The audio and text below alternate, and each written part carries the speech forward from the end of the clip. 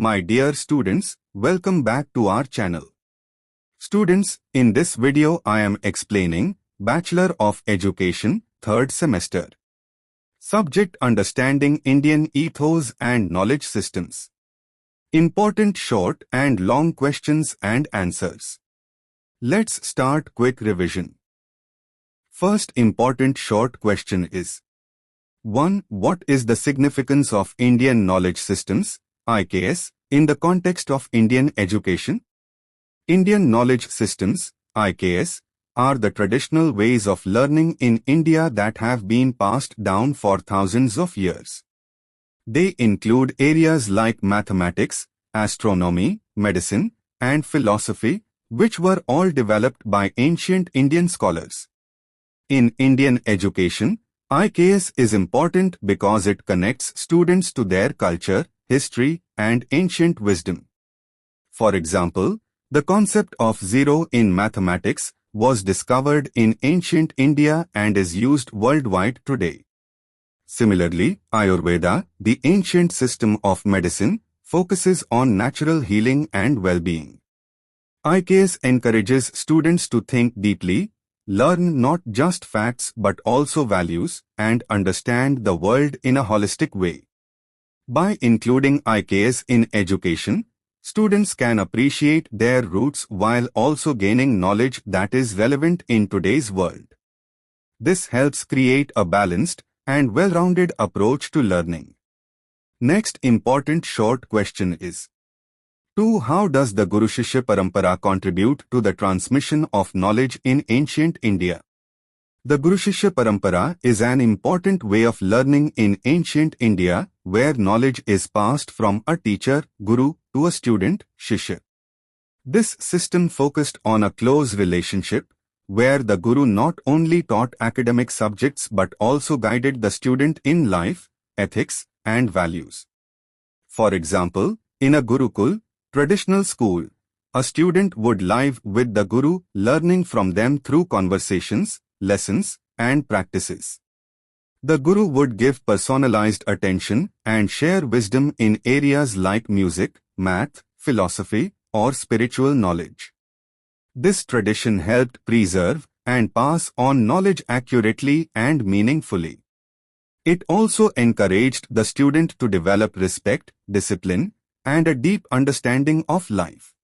Even today, the Guru-shishya parampara continues to be an inspiring model for education, showing the value of a strong, respectful teacher-student relationship.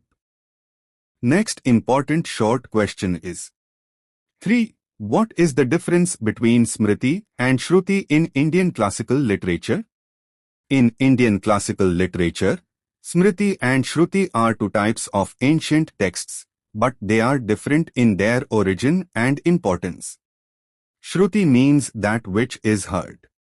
It refers to sacred texts believed to be revealed directly to ancient sages, rishis, by the divine.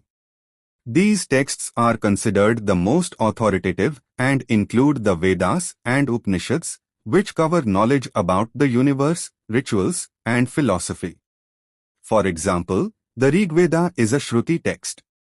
Smriti, on the other hand, means that which is remembered. These are texts created by human beings based on their interpretation of divine knowledge. They include the Mahabharata, Ramayana, Puranas, and Dharmashastras like the Manusmriti. Smriti texts focus on stories, morals, and guidelines for living a righteous life. In short, Shruti is seen as divine knowledge, while Smriti is human interpretation of that knowledge. Next important short question is 1. What are the key contributions of Indian science and technology to global knowledge and innovation? India has made significant contributions to global science and technology, shaping many fields of knowledge and innovation. 1. Mathematics. Indian mathematicians introduced the concept of zero and decimal system, which are fundamental to modern mathematics. Aryabhatta gave early ideas on the value of pi and the movement of planets. 2. Astronomy. Ancient Indian scholars like Aryabhatta and Varhamihira contributed to the study of planets, stars, and the solar system. Aryabhatta's model of the Earth's rotation and his understanding of the lunar and solar eclipses were ahead of their time. 3. Medicine. The traditional system of Ayurveda is an ancient Indian science of healing using natural herbs, which is now widely practiced globally.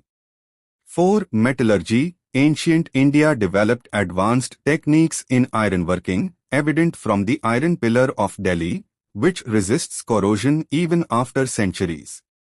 These contributions laid the foundation for many innovations that are still used today, influencing science and technology worldwide.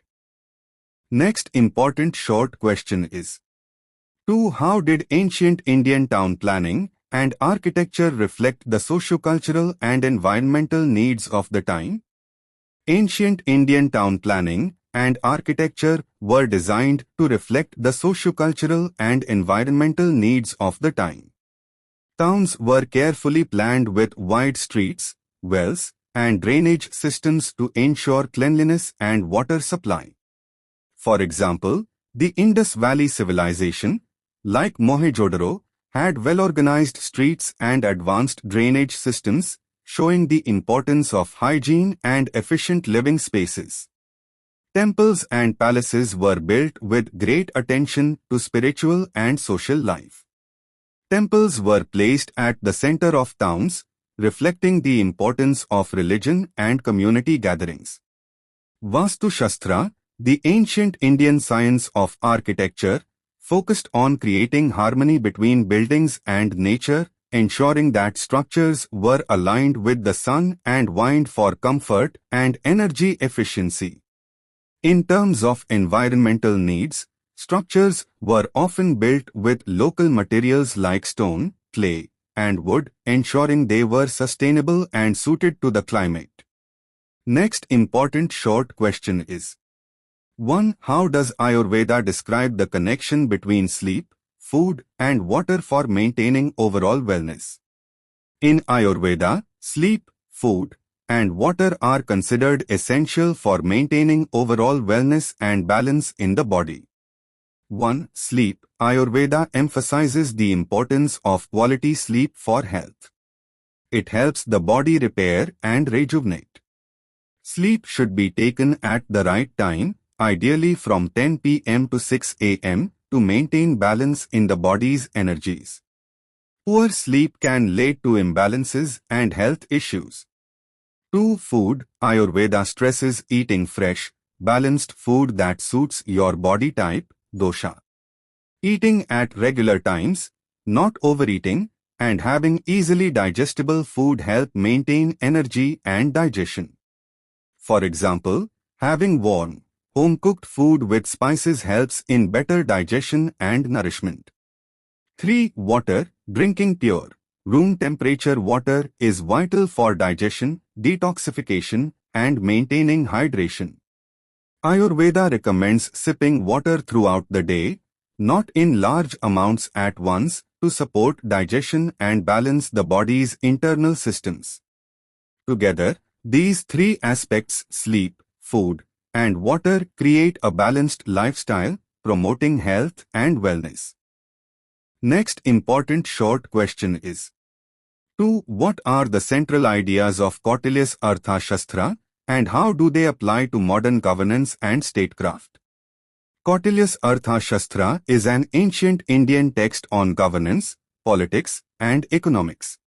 Its central ideas focus on practical statecraft, including 1. Realpolitik.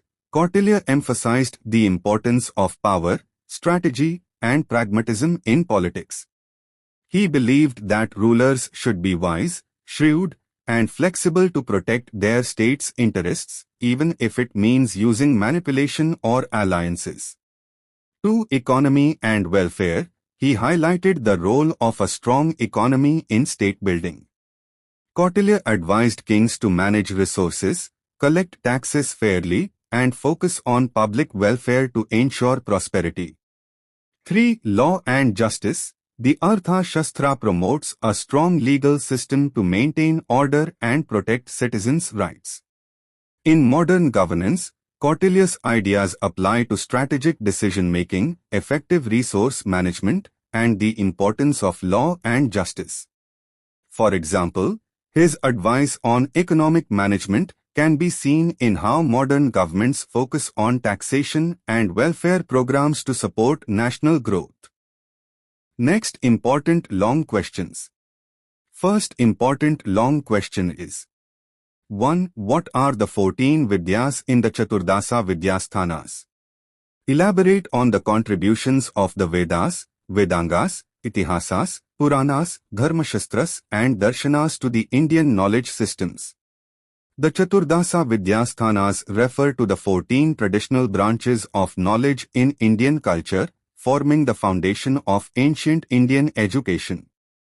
These 14 vidyas cover a wide range of subjects, from sacred texts to practical skills.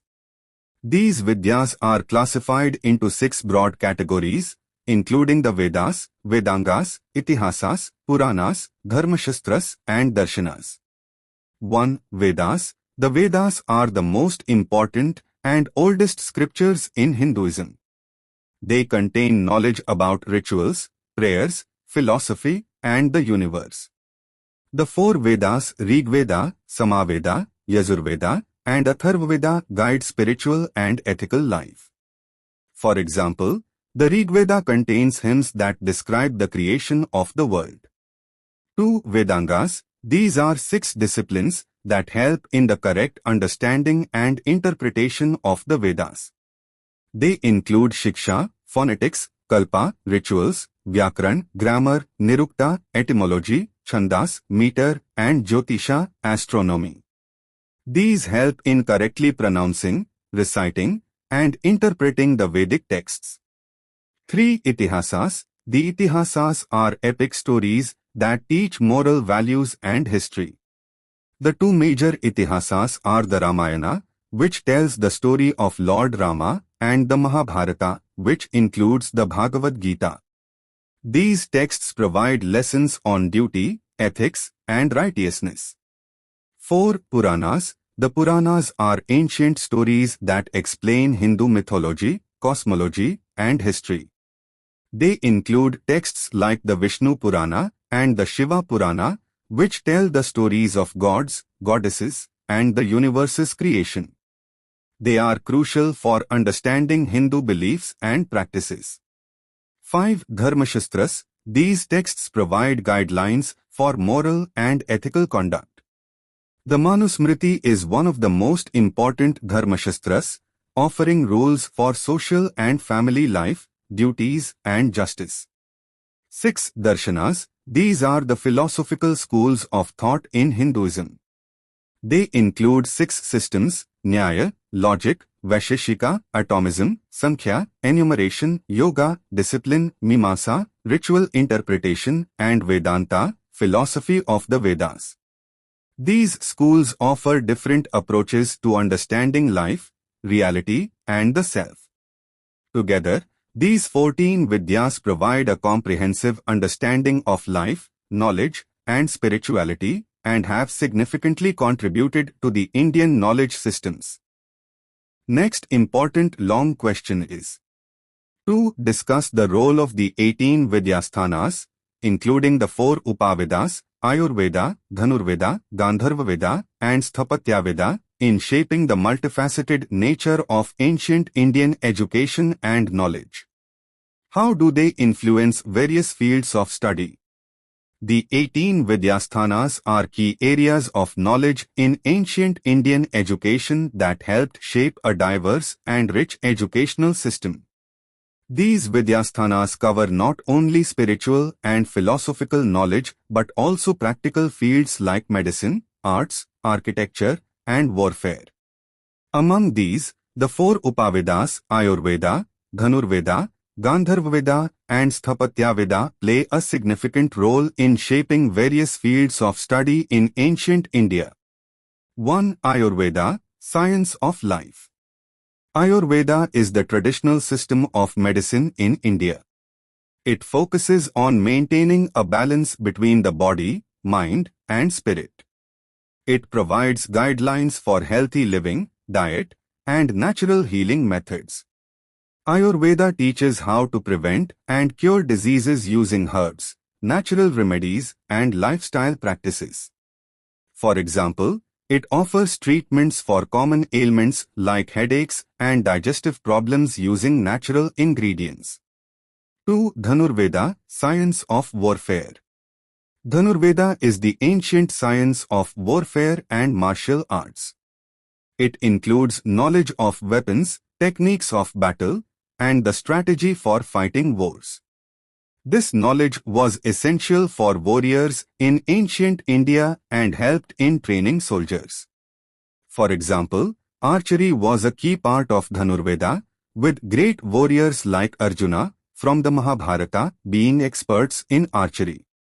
3. Gandharva Veda, Science of Music and Arts. Gandharva Veda deals with the arts, especially music, dance, and performance. It teaches the theory and practice of music, including ragas and melodies, and the importance of music in spiritual and cultural life. For instance, classical music in India, like Carnatic and Hindustani music, traces its roots to Gandharva Veda. 4. Sthapatya Veda, Science of Architecture and Engineering. Sthapatya Veda focuses on architecture and construction, including the design of temples, cities, and palaces. It covers principles of building, geometry, and town planning. The ancient temples of India, like those at Khajuraho and Hampi, are examples of the knowledge found in Sthapatya Veda. It also influenced the building of other important structures like forts and irrigation systems. Influence on other fields. These Upavedas and vidyasthanas had a deep impact on various other fields of study. They contributed to practical knowledge in medicine, military, arts, architecture, and more, making Indian education holistic and multifaceted. By combining both intellectual and practical knowledge, ancient Indian education nurtured well-rounded individuals skilled in different aspects of life, from philosophy to arts and technology. Next important long question is: 1. Explain the concept of the 64 colors in Indian tradition. What role did these art forms and occupational skills play in the cultural, artistic, and educational development of ancient Indian society? How do they relate to the holistic view of knowledge in Indian culture?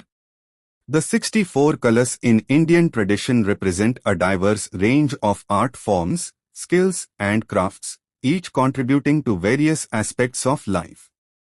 These colors were considered essential for personal growth, cultural expression, and social harmony. The 64 colors include arts like dance, music, painting, sculpture, and practical skills like astrology, cooking, architecture, and farming. They were not just about creativity, but also about understanding the world and connecting with one's environment. Role in cultural and artistic development. The colors played a crucial role in shaping the cultural and artistic identity of ancient Indian society. Art forms like classical dance, Bharatanatyam, Kathak, and music, Carnatic, Hindustani, were deeply connected with spirituality and were used to express devotion and emotions. Painting and sculpture helped document religious stories and history, like the sculptures found in Ajanta and Ellora caves. These arts also provided a sense of aesthetic beauty and emotional depth to the culture. Role in educational development. The 64 colors were part of a comprehensive education system where both intellectual knowledge and practical skills were equally valued. Students were taught not only academic subjects but also the arts, ensuring a well-rounded personality. Astrology, for example, helped in understanding time, seasons, and cycles, which was vital for farming and planning important events. Cooking and craftsmanship were taught as skills for daily life, ensuring a balanced lifestyle. Holistic view of knowledge. In Indian culture, knowledge wasn't just limited to books and theory. The holistic approach included learning practical skills that enriched everyday life. The 64 colors reflect the belief that true education nurtures both the mind and body. This broad and balanced learning system helped individuals develop in all aspects emotionally, socially, and spiritually. For instance, mastering an art like dance was believed to bring discipline, while astrology connected individuals to the larger cosmic order. In essence, the 64 colors reflect the holistic nature of Indian knowledge, where education isn't only about intellectual growth but also about creativity, spirituality, and practical wisdom. Next important long question is: to analyze the technological advancements in metallurgy in ancient India, particularly the use of materials like copper, gold, zinc, mercury, lead, and silver, along with iron and steel. How did these contribute to India's expertise in manufacturing, art, and trade, and what was their influence on global civilization? Ancient India made remarkable advancements in metallurgy, using various metals like copper, gold, zinc, mercury, lead, silver, iron, and steel to develop technologies that influenced manufacturing, art, and trade. These innovations not only shaped Indian society but also contributed to global civilization. Copper and gold. Copper was widely used in ancient India, particularly for making tools, coins, and ornaments. The Harappa civilization, Indus Valley, is known for its use of copper in making fine tools and jewelry. Gold was highly prized for crafting jewelry and for use in religious rituals. India's expertise in gold craftsmanship, especially in jewelry, became famous globally. Zinc and mercury. Ancient Indians were among the first to distill zinc. The zinc smelting technology used by Indians, particularly at places like Jawar in Rajasthan, was highly advanced. Zinc was used to make coins, ornaments, and medicinal products. Mercury, too, had important uses in alchemy and metallurgy, particularly in making amalgams and in Ayurvedic medicines. Lead and silver. Lead was used for making pipes and seals, especially in the Indus Valley civilization and also in casting statues. Silver was used to mint coins, which played a crucial role in trade both within and outside India. The Indian rupee, which originated in ancient India, was made of silver and became a key currency in global trade. Iron and steel. India's expertise in iron and steel was groundbreaking. The Iron Pillar of Delhi, dating back to the 4th century CE, is a famous example of ancient Indian metallurgy. The pillar, made of iron, is rust-resistant, showcasing the high skill of Indian metallurgists. Wood's steel, developed in South India, was known for its strength and ability to be shaped into sharp blades, which were highly sought after worldwide. Indian steel was used to make weapons, tools, and art, and it influenced the development of steel-making techniques in other parts of the world. Contribution to manufacturing, art, and trade. These metallurgical advancements helped India excel in manufacturing tools, ornaments, weapons, and sculptures. Indian metalwork became highly valued in trade, and the knowledge of metallurgy spread to other regions, influencing global civilizations, particularly in the Middle East and Europe. In conclusion, the advancements in metallurgy in ancient India were key to the country's manufacturing, art, and trade success. These innovations also left a lasting influence on global civilization, shaping modern technologies in metallurgy and contributing to cultural exchanges across the world. Next important long question is 3. What is the role of Vastu Shastra in the design and construction of temples and other important structures in India? How do the principles of Vastu Shastra ensure harmony between human life and the natural environment? Discuss its relevance in both traditional and modern architectural practices.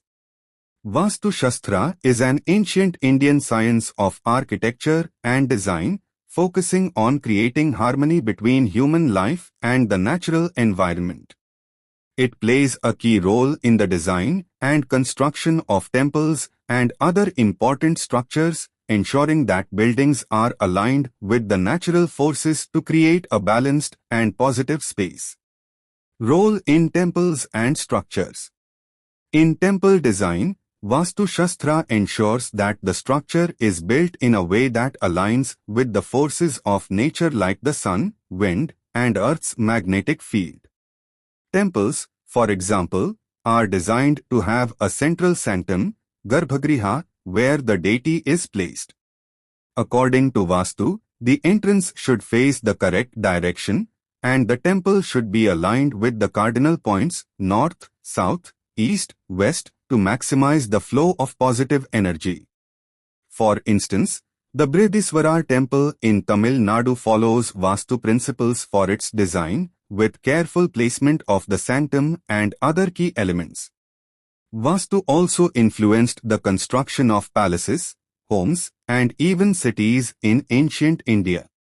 The layout of a city like Jaipur is based on Vastu principles, ensuring that the city aligns with the natural environment for prosperity and well-being. Principles of harmony. Vastu Shastra emphasizes balance and alignment with natural forces, ensuring that structures interact harmoniously with the environment. For example, directional alignment. Buildings are placed to capture sunlight in the morning and evening, making the most of natural light and warmth. Airflow. The placement of windows and doors is designed to allow fresh air to circulate, keeping the space comfortable and healthy. Space planning. Vastu stresses the importance of space management to avoid clutter and ensure the flow of positive energy, also called prana. Relevance in traditional and modern architecture. While Vastu Shastra is deeply rooted in traditional architecture, its principles are still relevant today. Modern architects use some of its ideas, like energy-efficient design, natural light, and ventilation, to create eco-friendly and harmonious buildings. For example, in modern homes, the use of open spaces and large windows follows Vastu principles, contributing to well-being and comfort. In conclusion, Vastu Shastra plays a vital role in designing structures that promote balance, health, and prosperity by aligning with nature. Whether in ancient temples or modern homes, these principles continue to influence architectural practices, ensuring that spaces are in harmony with their surroundings. Next important long question is 1. Elaborate on the Triguna system and its relationship to the body, mind, intellect, and consciousness. How does this system shape the understanding of human nature in Indian philosophy, and what role does it play in achieving personal and spiritual growth? The Triguna system is a fundamental concept in Indian philosophy, especially in the Sankhya and Yoga traditions. It describes the three basic qualities or gunas that make up everything in the universe, including human nature. These three qualities are 1. Sattva, representing purity, harmony, and knowledge. Sattva is associated with qualities like wisdom, balance, and calmness. A person with more sattva in their nature is calm, peaceful, and intellectual. For example, a person who enjoys reading, meditation, and reflection typically has a high level of sattva. 2. Rajas. This quality represents activity, passion, and desire. Rajas is associated with action, restlessness, and ambition. It can lead to desires and attachments, often making the mind restless.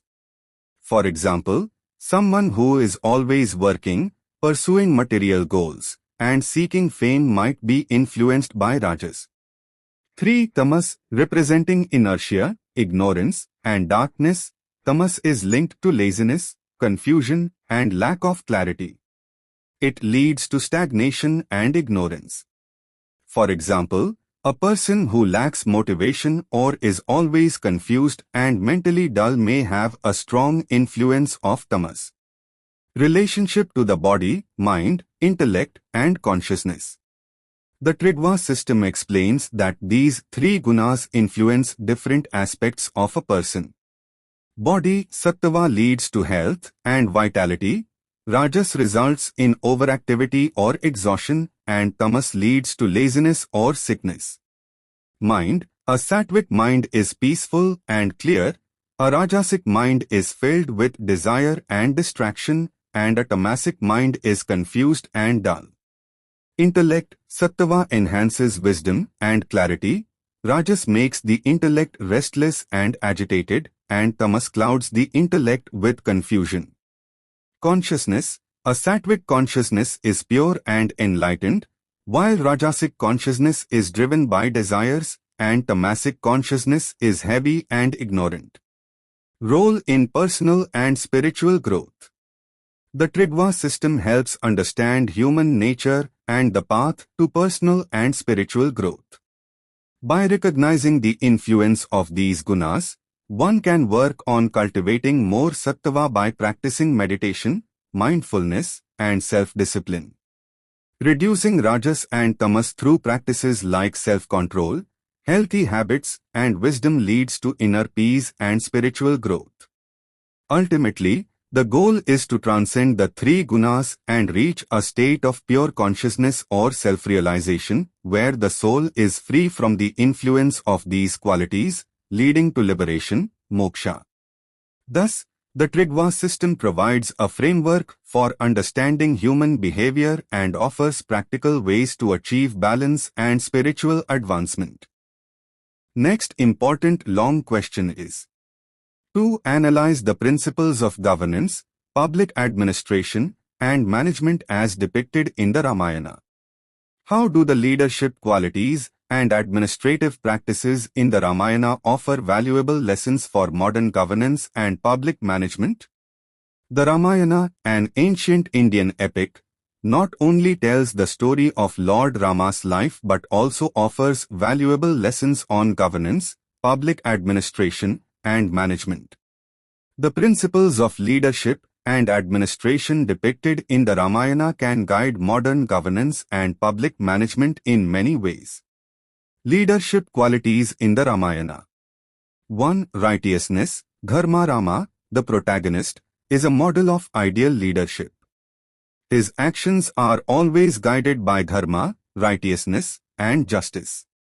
As a ruler, he ensures that his decisions benefit the public and uphold ethical values, even when faced with personal difficulties. For example, Rama's decision to go into exile, though painful, was made to honor his father's word, showing his dedication to moral duty over personal gain.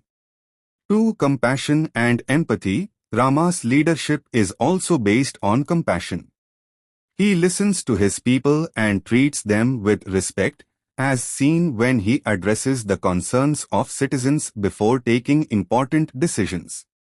His empathy is also shown in his treatment of the Vanaras, monkeys, and the way he values each person's contribution to the greater good.